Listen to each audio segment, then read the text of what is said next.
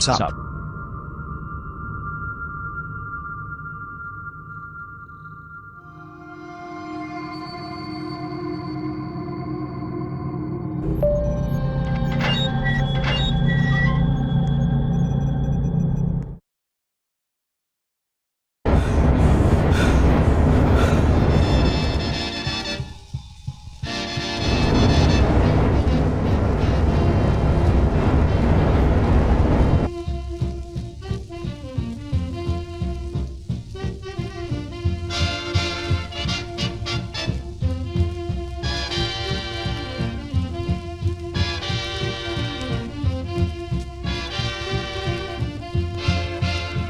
Hello. Hello. We have made it. You have to plant your flag.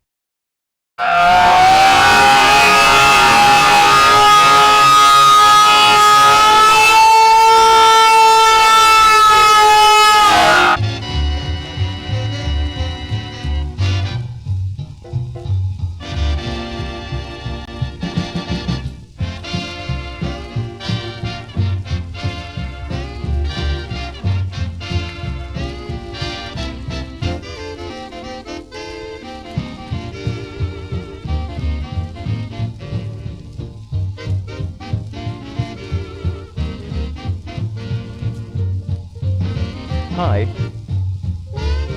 Hi.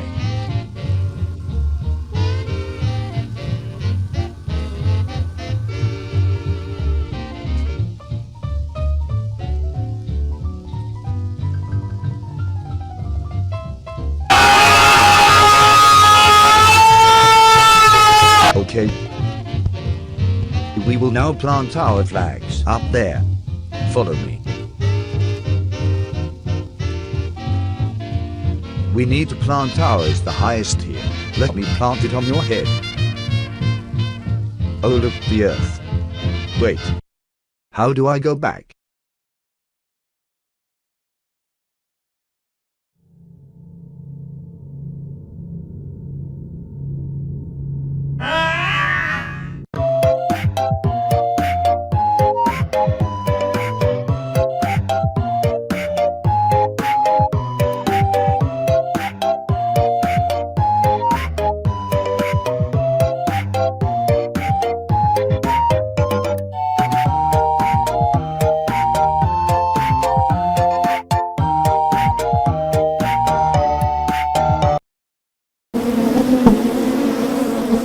I gotta be in the thing. How'd I get in? And where? In yours? I got a couple bees inside here. Hang on. Throw it off real quick,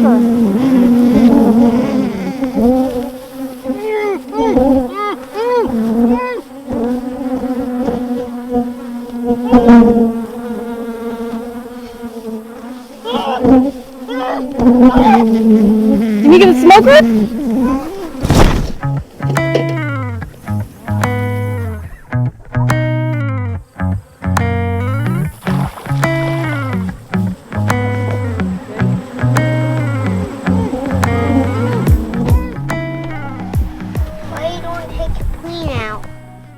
We gotta get a new one in there. Because she's mean. Oh. You ready to go? Mm-hmm.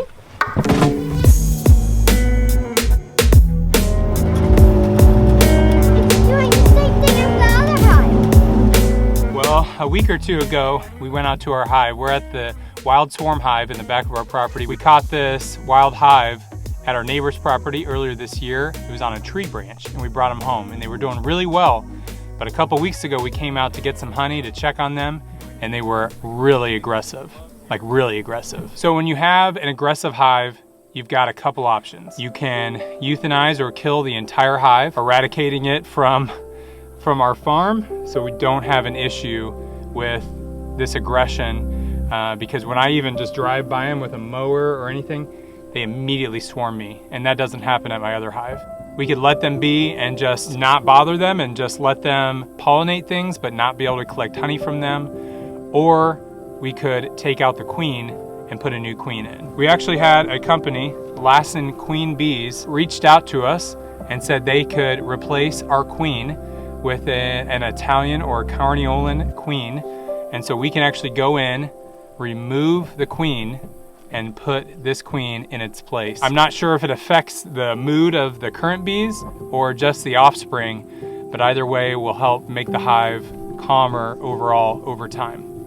So the first job I've got to do before I put the new queen in is to find the old queen. And once we find the old queen, then we've got to kill her, because we've got to take her out of this scenario before we can bring a new queen in, so they might accept the new queen. The problem with this is that queens can be really hard to find. In some hives that you get mailed to you, a lot of times they'll put a dot on their back so you can easily identify them.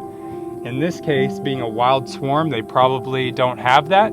I haven't seen one in here, and so I'm gonna have to look for a couple specific details. A queen is longer than all of the other bees, and it has shorter wings. I've got to look for a couple key things, maybe some other bees around this bee, to be able to identify it. That one's long, but it's got long wings. That's not it. So this was my biggest fear, is that we'd get all the way through looking at the frames and we wouldn't find the queen. The first attempt was a bust. Went through every frame twice and we could not find the queen. I want to get rid of these bees before I go back to the vehicle so I don't take them over to Uriah. So I'm gonna give them a break. I think I'll wait till the morning and I'm gonna come back and try it again tomorrow. See if I can figure it out then.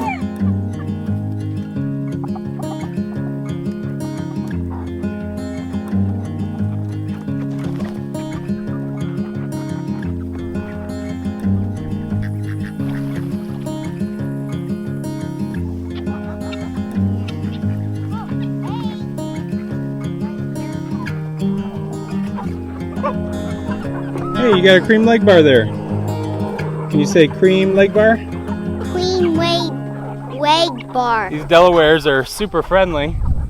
They just want to follow me around now. Where are we going, guys? Where are we going? Look at this big guy. He looks mean, but he's a sweetie. That one's a red-shouldered Yokohama. Red shoulder welcome hara. Nailed it. All right, we're coming back for day 2 of trying to find this queen. And we've got a second box over here. We've been doing some research or some video watching over the past day to get some tips on better methods to find the queen.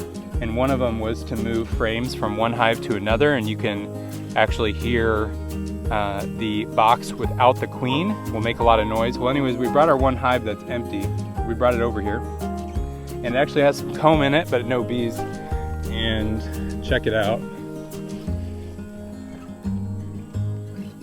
It's actually got some wax moth infestation in it.